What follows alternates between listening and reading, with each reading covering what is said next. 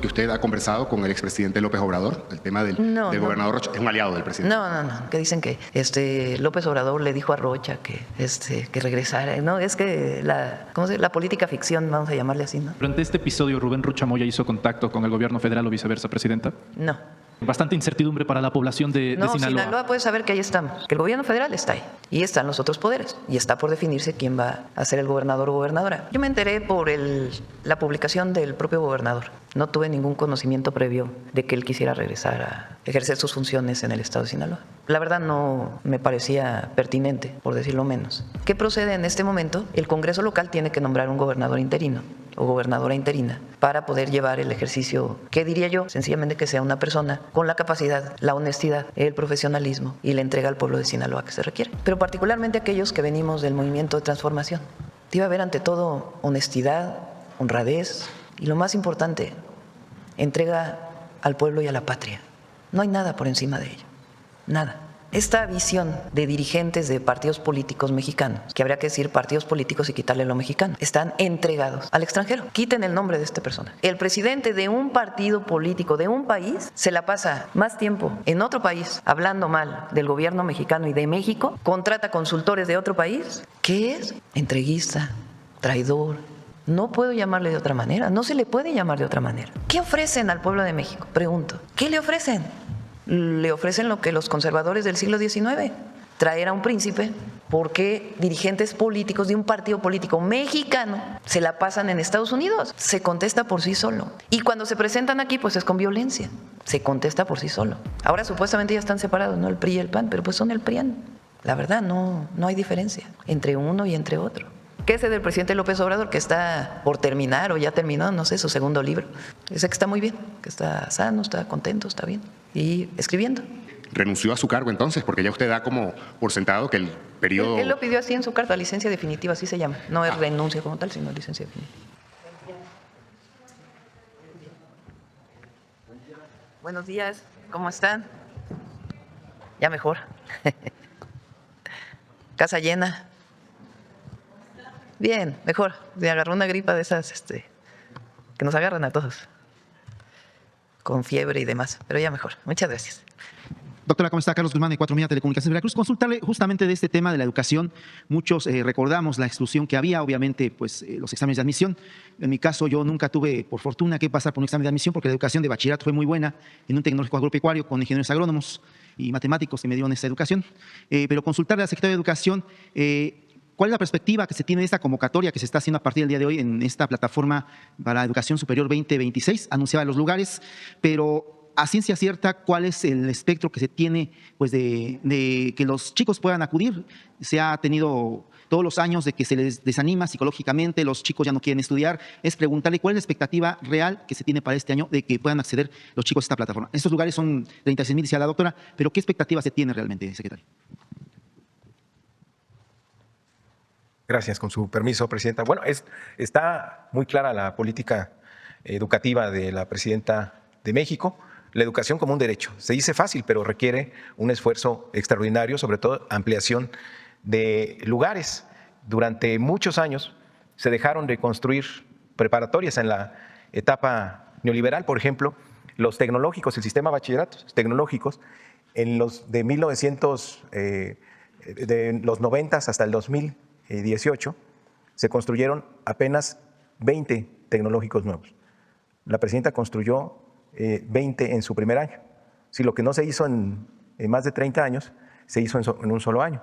Entonces, se está abriendo la posibilidad de que todas y todos los jóvenes ejerzan su derecho. Ya se ha presentado aquí varias veces el plan que se tiene para media superior. Y sabemos que el siguiente paso, que tiene que ser paralelo, es educación superior. Ahí la Universidad Nacional Rosario Castellanos tiene el plan más ambicioso de crecimiento que pronto se presentará. Y ahora, con esta plataforma que nos pidió la presidenta realizar, es facilitarle a los jóvenes y abrirle información de dónde más hay lugares. Es decir, que no se quede nada más con una opción y si entra o no, que se vaya a decepcionar. No, que hay otras posibilidades también dentro de la educación pública y es facilitarle la vida en la búsqueda y al mismo tiempo se está trabajando, como ya lo mencionó la presidenta, con todas las instituciones de educación superior para que abran más espacios. Esa es la prioridad. Sin mayores inversiones, que haya más lugares, que haya nuevos turnos, que haya la posibilidad de que más jóvenes estudien. Y ahí están, 245,000 nuevos lugares en apenas 2 años. Tenemos una meta muy específica, son 330,000 nuevos lugares en la Rosario Castellanos, Tecnológico Nacional de México, Politécnico Nacional, Universidad del Bienestar Benito Juárez, y ahí cumpliremos con esos 330,000, pero adicionalmente las universidades públicas estatales también están contribuyendo y también hay un esfuerzo, hay que decirlo, de las universidades privadas para ampliar más espacios. Hablando de ese tema de educación, secretario, el bachillerato dual, que es una innovación que se ha tenido básicamente en CETIS, vinculando a estas instituciones de educación con los tecnológicos, por ejemplo, de Iztapalapa 1, se me ocurre, el CETIS 1 con Iztapalapa 1, que los chicos de bachillerato puedan empezar estudios o tener vinculación con los tecnológicos, ¿se va a profundizar, secretario? Porque es un modelo que creo que es muy bueno en vincular ya desde bachillerato a los chicos con sus carreras futuras. Sí, de hecho, justamente acabamos de tener un acuerdo entre los bachilleratos tecnológicos, los CETIS, CEBETIS y el Tecnológico Nacional de México, para que pasen directamente los egresados de los bachilleratos tecnológicos al TEC-NM, así como se hizo el Colegio de Bachilleres con la UAM, que ha tenido también mucho éxito, es facilitar la trayectoria. Y esto que comentaba la presidenta, el hecho de que se les dé un certificado doble, donde uno viene avalado por una institución de educación superior, sabemos que los jóvenes se van a interesar en seguir estudiando. Entonces, la idea es de que, bueno, se le dice comúnmente jalar a los chicos para que continúen. Haga de cuenta, si un chico quiere robótica y está en robótica en el CETIS o en el CEBETIS, que pueda tener esa iniciativa de que la escuela la misma lo jale a nivel superior. Sí, si le das su certificado, por ejemplo, los planes de estudios técnicos están avalados por las instituciones de educación superior. Entonces, un joven que termina con su certificado, el ejemplo que estás poniendo, de robótica, si esa carrera la está certificando el Tecnológico Nacional de México, al Tecnológico Nacional de México también le conviene que ese joven se venga a estudiar esa carrera, porque ya conoce parte del plan de estudios, seguramente va a ser un estudiante exitoso. Y ahora con estos acuerdos pues van a entrar directo los jóvenes que tengan ese certificado de esa institución específicamente. Perfecto, secretario. Muchas gracias. Gracias. Presidente, si me permite, quiero darle la bienvenida a todas y todos los maestros del país que hoy inician su comité técnico intensivo, más de 1 millón de maestros en 202,000 escuelas. A partir de hoy empiezan a trabajar para preparar el siguiente ciclo escolar que arranca el lunes. Entonces, todo nuestro reconocimiento a los maestros y las maestras de nuestro país. Gracias. Doctora, pues robándole el tema aquí a Demián, que está aquí enfrente de mí, el tema del gusano barrenador, este anuncio que se hace el día de hoy para reabrir lo que es la frontera a lo que es, en el caso de Sonora, pero también de los demás estados, poco a poco, a la exportación de carne. ¿Cuánto va a implicar en cuanto a el dinamismo económico de la frontera norte, en cuanto al tema de cabezas de ganado? ¿Se tiene un estudio previo que le hayan dado de cuánto va a beneficiar esto en lo que es el dinamismo económico de la frontera norte, doctor? Bueno, recuerden que hasta hace, pues ya, 1 año y medio más o menos, quizá un poco más. A ver qué día fue el que decidió Estados Unidos cerrar la frontera por segunda ocasión. Pues tuvieron una afectación económica, aunque no crean, subió la producción de carne en México. O sea, quiere decir que si no vendieron en Estados Unidos, pues se vendió al mercado interno. Pero sí afectó obviamente a distintos sectores ganaderos de todo el país, particularmente de la frontera norte.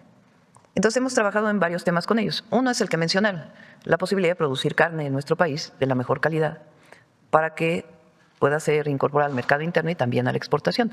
Requiere ciertos permisos. Entonces ese es un tema que estamos trabajando desde hace 1 año, ha tenido sus complicaciones, pero ya va hacia adelante. Y el otro pues era abrir la frontera, porque también el cierre de la frontera afectó a Estados Unidos, aumentó el precio de la carne en Estados Unidos, pues porque no tenían la posibilidad del acceso del ganado de México hacia los Estados Unidos. ¿Qué fue lo que permitió abrir la frontera? Pues esta fábrica de moscas que se hizo.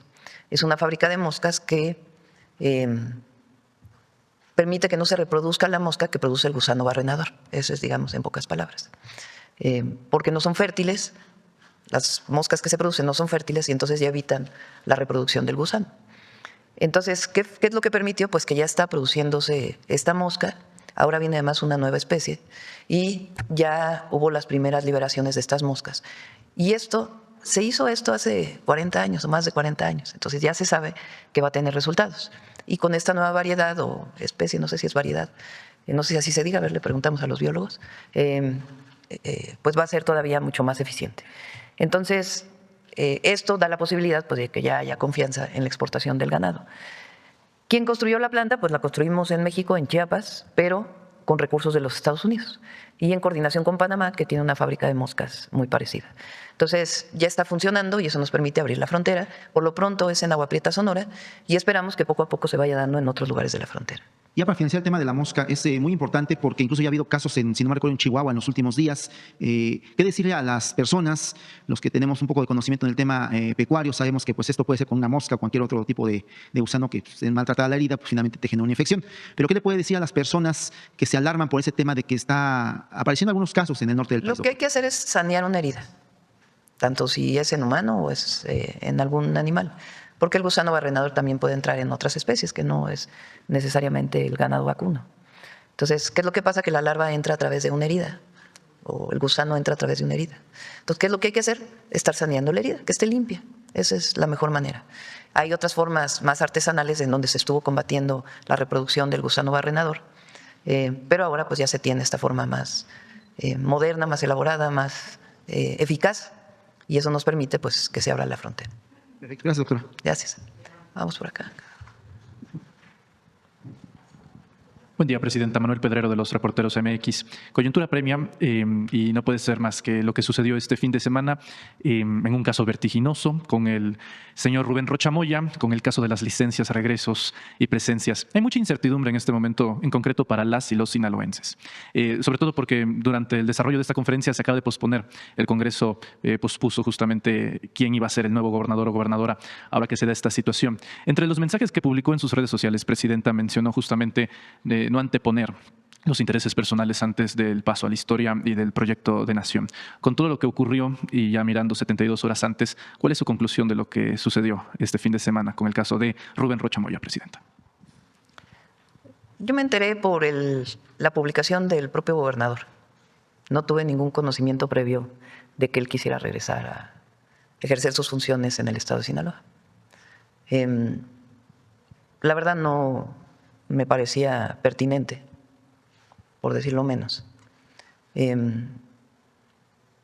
la Secretaría de Gobernación pues emitió un comunicado diciendo que esta era una decisión personal del gobernador, que no había tenido que ver el gobierno de México. Realmente, así como opinamos nosotros, pues opinaron muchos otros. Y finalmente él toma la decisión de volver a pedir licencia. ¿Qué procede en este momento? El Congreso local tiene que nombrar un gobernador interino o gobernadora interina para poder llevar el ejercicio del gobierno desde este momento hasta el momento del cambio de gobernador. Las elecciones en Sinaloa, como en otros 17 estados, otros 16 estados, en total 17, son en junio del próximo año. Entonces, de aquí a junio, pues tiene que garantizar la gobernabilidad de Sinaloa, que se lleven a cabo de manera adecuada las elecciones en paz. Obviamente le toca organizarlas al Instituto Nacional Electoral y a la OPLE de Sinaloa, pero pues tiene que garantizar las condiciones para que se lleven a cabo, cerrar el gobierno, el sexenio, y en su momento, no sé en qué fecha es el cambio de gobierno en Sinaloa el próximo año, ¿el 30 de octubre? 31. ¿1 de noviembre? A ver, chécale bien. Queda un año, 2 meses de gobierno. Entonces, una vez que vaya la elección, pues el cambio de gobierno, entonces sería prácticamente un año más o menos, un poquito más de gobierno quien tuviera o quien elige el Congreso local, quien decide el Congreso local para llevar a cabo este periodo de gobierno. ¿Qué diría yo? Pues sencillamente que sea una persona con la capacidad, la honestidad, el profesionalismo y la entrega al pueblo de Sinaloa que se requiere. Eso es mi única posición, como pudiera ser la posición de cualquier mexicano o cualquier sinaloense. Y tendrán que decidirlo el día de hoy, de acuerdo con lo que establece la Constitución del gobierno de Sinaloa. Entonces, ese es lo que ocurrió. Yo el sábado, publiqué a ver si lo pones, publiqué el siguiente comunicado en mi red social o en mis redes sociales. Ningún interés personal puede estar jamás por encima de los intereses del pueblo y de la nación. Y mucho menos cuando aquello que se pretende colocar por encima de México no es el bienestar de su gente, sino la ambición desnuda del poder por el poder. Porque el poder sin principios se vuelve arrogancia. El poder sin límites, abuso. Y el poder que olvida al pueblo termina enfrentándose a la historia. México merece servidores públicos que entiendan que los cargos son pasajeros, pero la responsabilidad ante la nación es eterna. El pueblo no está para alimentar ambiciones personales, está para exigir que se defienda su dignidad, su futuro y su esperanza. Por encima de cualquier nombre, de cualquier grupo y de cualquier interés particular, están el pueblo y la nación. Este es mi pensamiento.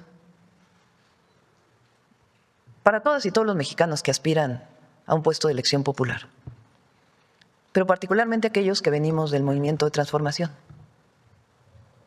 Debe haber ante todo honestidad, honradez y, lo más importante, entrega al pueblo y a la patria. No hay nada por encima de ello, nada.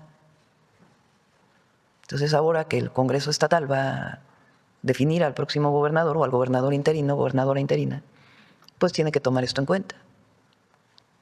Esa es mi opinión. Hay que decir que constitucionalmente los estados tienen autonomía en este sentido, a menos que hubiera una situación de desaparición de poderes o algo así, que no es el caso, evidente. Que está funcionando el Congreso, está funcionando el Poder Judicial. Creo que desde 1800 no sé cuánto no hay una situación de desaparición de poderes, entonces no es el caso. Entonces el Congreso está en funciones y de manera autónoma deben tomar la mejor decisión las diputadas y los diputados de Sinaloa. Durante este episodio, ¿Rubén Rocha Moya hizo contacto con el gobierno federal o viceversa, presidenta? No.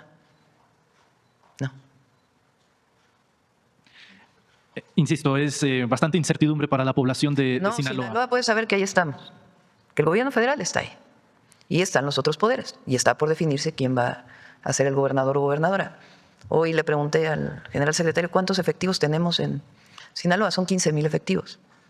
Del Ejército, de la Guardia Nacional, hay 1,500 efectivos de la Secretaría de Marina, particularmente en Mazatlán, y estamos atentos a todos los temas de seguridad, atendiendo como lo hicimos, como lo hemos hecho, desde el momento en que se presentó pues, esta situación de incremento en los homicidios, producto, ya sabemos, de este episodio de la llevada de un narcotraficante a Estados Unidos y el conflicto interno de un grupo delincuencial que generó pues, esta situación en Sinaloa, que aún todavía está por aclararse. A partir de ahí, Sinaloa tenía un homicidio diario. A partir de ese momento crecen los homicidios en Sinaloa y la inseguridad por esta pugna interna provocada por algo que todavía no sabemos exactamente cómo ocurrió, pero que generó un conflicto interno en un grupo delincuencial. Entonces, en temas de seguridad y de la atención a todo lo que requiere Sinaloa, estamos pendientes y hoy mismo se determinará, espero, por el Congreso, pues quién estará de gobernador o gobernadora interina. Muy bien, gracias, presidenta. En relación, no directamente con el tema, pero sí con la temática, algo que se estuvo mencionando bastante por parte de la clase política y las redes sociales ha sido de nuevo esta etiqueta de narcopolítico, narcopolíticos. Este fin de semana salieron 2 investigaciones, honestamente bastante interesantes y que desgraciadamente no tienen el eco que deberían. Trataré de resumirlas lo más pronto posible. La primera tiene que ver con un medio local del Estado de México, muy bueno por cierto, que se llama De Noticias. Esta semana, la semana pasada se reveló que la revista Forbes había publicado un contrato del presidente nacional del PRI, Alejandro Moreno Cárdenas, con una consultora estadounidense, a la que estaría y está pagando $120,000 mensuales. Sin embargo, no se había dado a conocer la identidad de precisamente con quién están llevando esa consultoría. Y AD Noticias revela que se trata de una joven de unos 25 años llamada Martina Ayeto, que a primera vista no puede sonar relevante de no ser por el detalle de que se trata de la hija de la congresista republicana de Florida, María Elvira Salazar. María Elvira Salazar tiene ya, como está acreditado públicamente en redes sociales y en la comunicación de ambos políticos, tanto de Alejandro Moreno como de ella misma, una relación que por lo menos inicia el 1 de septiembre de 2025, es decir, está próxima a cumplir un año. Y a partir de ahí han tenido varias reuniones. No es antes de la tercera reunión que existe este contrato de la consultoría en la que participa Martina Ayeta, la cual recibe $10,000 mensuales, pagados obviamente por Alejandro Moreno Cárdenas, no me imagino que de su bolsillo personal, sino de los recursos del PRI, que al final de cuentas son recursos del pueblo de México, para entregarlo a consultorías estadounidenses. ¿Por qué es particularmente interesante que se trate de la familia de María Elvira Salazar, siendo ella cubanoamericana? que forma parte de un grupo político, de una corriente dentro del Partido Republicano y dentro del gobierno estadounidense. Concretamente, del actual también secretario de Estado, Marco Rubio, jefe del Departamento de Estado. Ella, su cargo como congresista, también le da, entre otras cosas, un cargo que no se conoce mucho, pero que tiene una relevancia importante. Presidenta de la Subcomisión de Asuntos Exteriores del Hemisferio Occidental, que parece un eufemismo a simple vista, pero en realidad ese cargo le da a ella la facultad de solicitar la cancelación de visas a personalidades que estén en América Latina. Si uno analiza la línea de tiempo del contrato que firma Alejandro Moreno Cárdenas con la familia de María Elvira Salazar y analiza pues esta temporada donde el Departamento de Estado, no solamente en México, también en Brasil, también en su momento en Colombia, con diplomáticos cuando se dan gobiernos de izquierda, retiran estas visas, pues en el caso mexicano coincide justamente cuando se empiezan a conocer en, insisto, septiembre de 2025, María Elvira Salazar y Alejandro Moreno Cárdenas, quien por cierto lleva 22 días en los Estados Unidos haciendo política allá, no aquí en México, de donde es senador plurinominal, pero al final de cuentas senador en la República Mexicana. La pregunta sería, Presidenta, con esto que dan a conocer los compañeros de AD Noticias, pues la postura del gobierno federal, que se estén usando los recursos del PRI, recursos que son subsidiados por los impuestos de las y los mexicanos, para entregárselos a estas consultoras estadounidenses que le dicen a Alejandro Moreno Cárdenas cómo posar, cómo hablar, cómo hacer speech político y sobre todo narrativa, de la cual ha nacido y empata lo de narcopolítico, Presidenta. Bueno, primero el Instituto Nacional Electoral tendría que revisar si esto es legal o no. El área de revisión de financiamiento. No sé cómo esté la ley, si es factible hacer estas contrataciones. Yo creo que lo que está de fondo, y lo venimos discutiendo, platicando, debatiendo, es esta visión de dirigentes de partidos políticos mexicanos, que habría que decir partidos políticos y quitarle los mexicanos, porque están entregados al extranjero, entregados. No se puede explicar de otra manera. O sea, quiten el nombre de este personaje. El presidente de un partido político de un país se la pasa más tiempo en otro país hablando mal del gobierno mexicano y de México que en México. Da más entrevistas en otro país que en México. Contrata consultores de otro país que consultores, académicos, especialistas en México. ¿Qué es? Entreguista, traidor. No puedo llamarle de otra manera, no se le puede llamar de otra manera, porque están entregados. ¿Qué ofrecen al pueblo de México? Pregunto.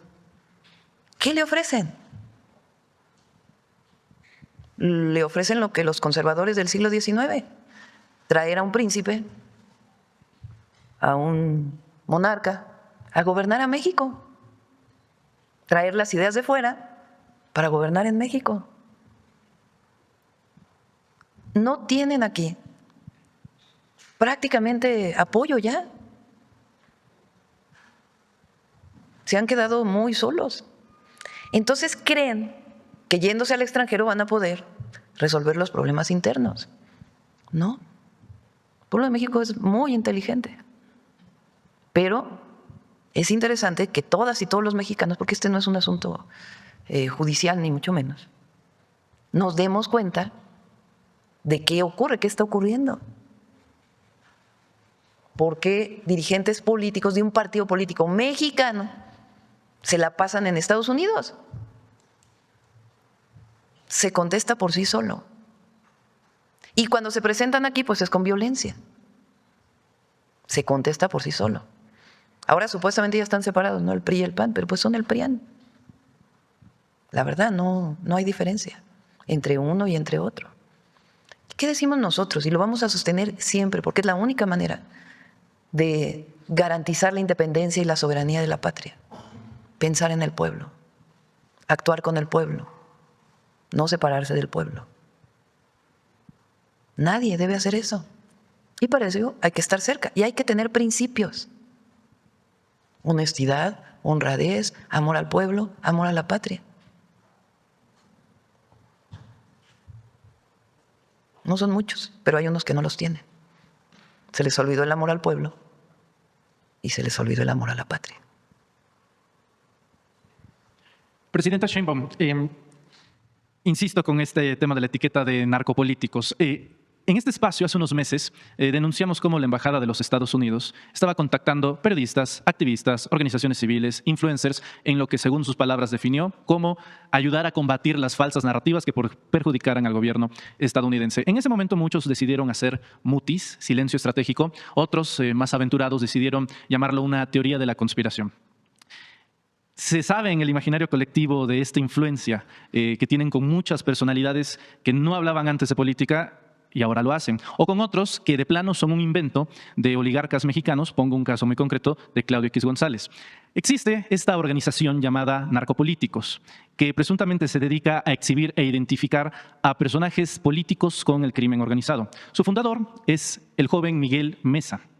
Una investigación periodística de la periodista independiente Sofía Otero, a través de una entrevista que le realiza a Mesa, y en audios que actualmente se pueden consultar absolutamente todos, Mesa revela varias cosas interesantes, entre ellas que la información que se publica proviene directamente de la Embajada de Estados Unidos, que él es aliado de Claudio X González, y un caso muy importante, asegura él que García Luna no hizo nada malo y que Felipe Calderón no es un narcopolítico. Es una entrevista de los materiales que se publicaron más de 20 minutos, y ni modo que esto pues lo vayan a pasar en TV Azteca. Entonces me permití editar a tan solo 1 minuto, porque es importante que se conozca cómo piensan aquellos que, por cierto, usan el disfraz de la sociedad civil, del apartidismo, que aseguran ser simples ciudadanos cuando en realidad hay poderes fácticos atrás. Les gusta hablar del poder político, no hablan del poder empresarial, del poder eclesiástico, del poder criminal, del poder sindical, del poder económico, que es los que los rige y quienes son los que lo patrocinan.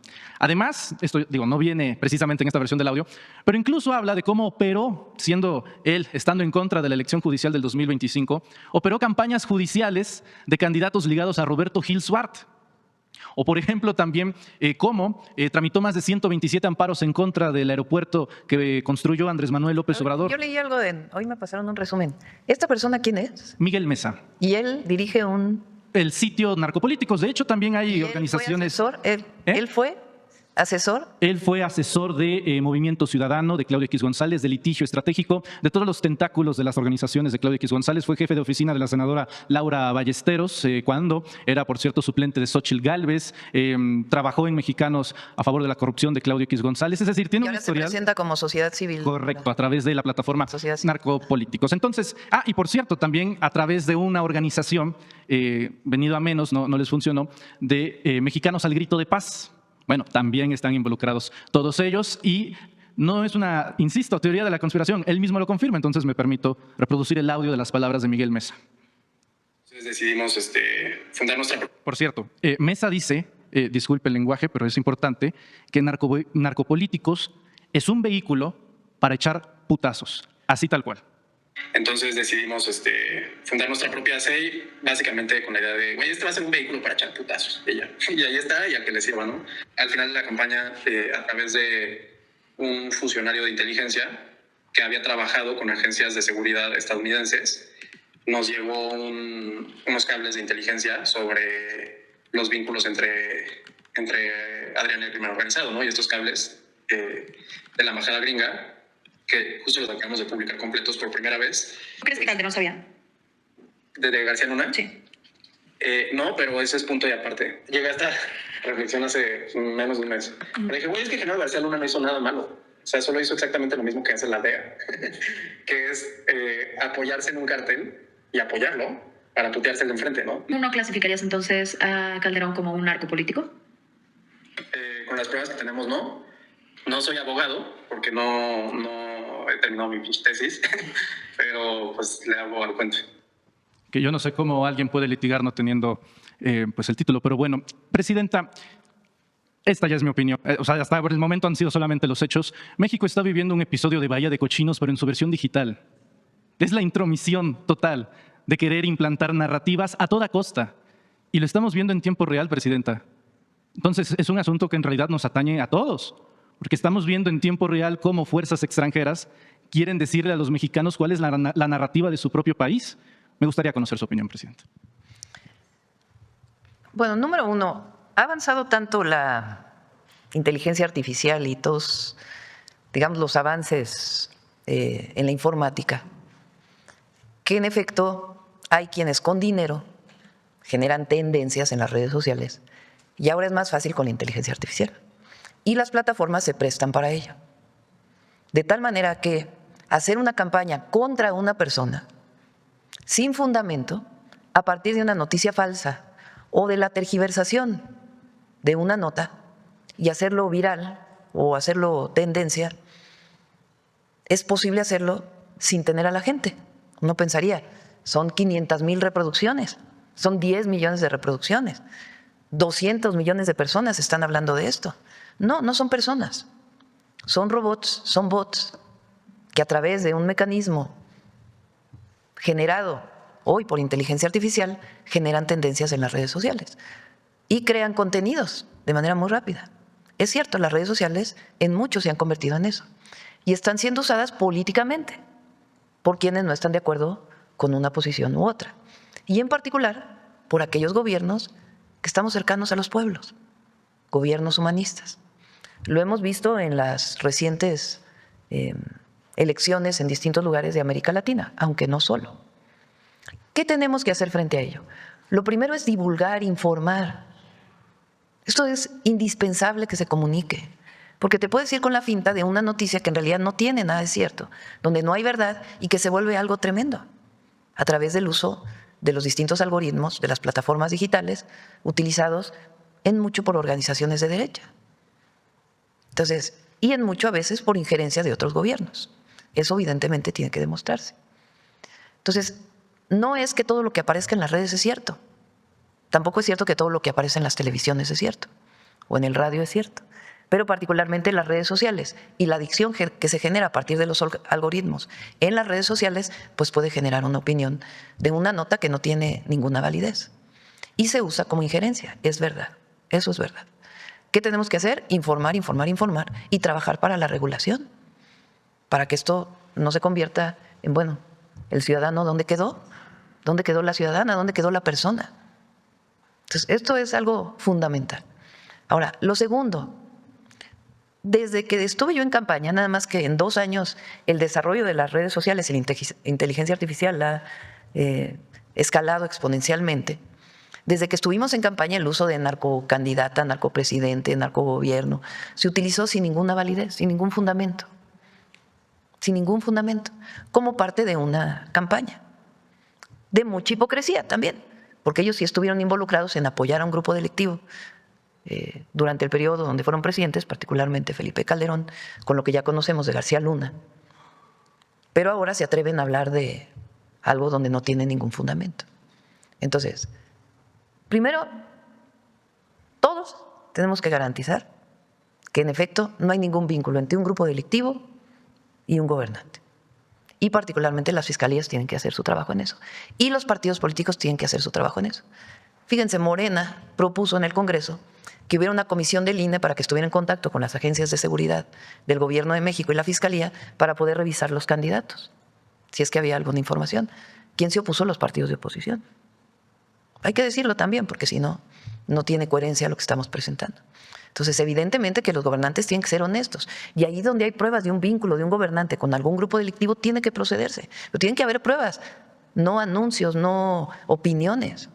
Pruebas contundentes donde las fiscalías puedan actuar. Entonces, los gobiernos tienen que estar libres de cualquier vínculo. Eso también hay que dejarlo claro, porque si no parece que nosotros estamos diciendo otra cosa, y no. Pero lo tercero, la hipocresía de la derecha y del conservadurismo.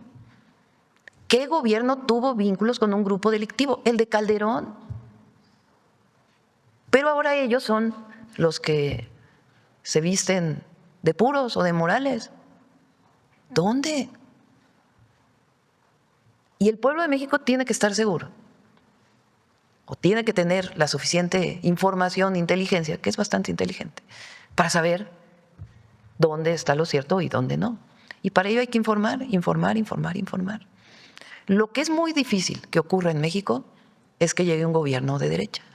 Eso lo sostengo. Por nuestra historia,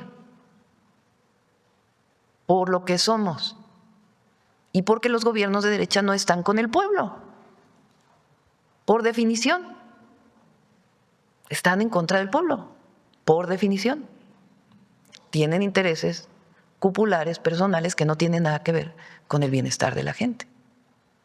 Y eso lo defendemos y siempre lo vamos a defender. Ahora, vamos bien. También se genera, y no, el país va bien. El país va bien. Ahí están los indicadores económicos. Vamos bien. Y la gente sabe que vamos bien, que vamos por buen camino y que vamos a ir, mientras no nos separemos del pueblo, por buen camino. Pero hay que estar atentos a todo esto y lo que mencionas, porque hay personajes que la verdad, pues es evidente que lo que tienen en mente es utilizar noticias falsas para hablar mal de un gobierno o de otro. Concluyo con dos temas de este. Sí, señor. Sí, señor. Son 3 preguntas. ¿Ya pasaron? Sí, esta es la última. A ver. La presidenta Sheinbaum. Ya vamos para allá, ahorita te toca para que... Presidenta Sheinbaum, Nadia Beler, la mujer que sobrevivió al atentado de sicarios que presuntamente habría operado Fernando Cerimedo, director de La Derecha Diario, afirma que Cerimedo le compartió que tenía planes de meterse a México para operar justamente una guerra sucia. Autoridades bolivianas dieron a conocer que granjas de bots de algunas 50.000 cuentas operaban desde las instalaciones y propiedades del señor Fernando Cerimedo, que ahora, por cierto, Javier Negre como que se quiere deslindar de él. Y la consecuencia de eso es que algunas cuentas en Twitter han decaído abruptamente, tanto la del presidente Javier Milei como la de Ricardo Salinas Pliego, que según especialistas han afirmado que han decaído tanto en impactos como en interacciones alrededor del 70% una vez se apagaron estas granjas de bots que se encontraron en la propiedad de Cerimedo. Sería eso, Presidenta. Muchas gracias. Gracias. A ver, vamos acá para que no se quejen. Sí, aquí atrás. Páramo, por favor. Ya les va a tocar a todos. Nada más sean más breves, por favor, para que les toque a más. Sí. Gracias, Presidenta. Quisiéramos volver al tema de Sinaloa. Para empezar, usted acaba de comentar que no era pertinente el retorno de Rubén Rocha a la gubernatura. ¿Eso puede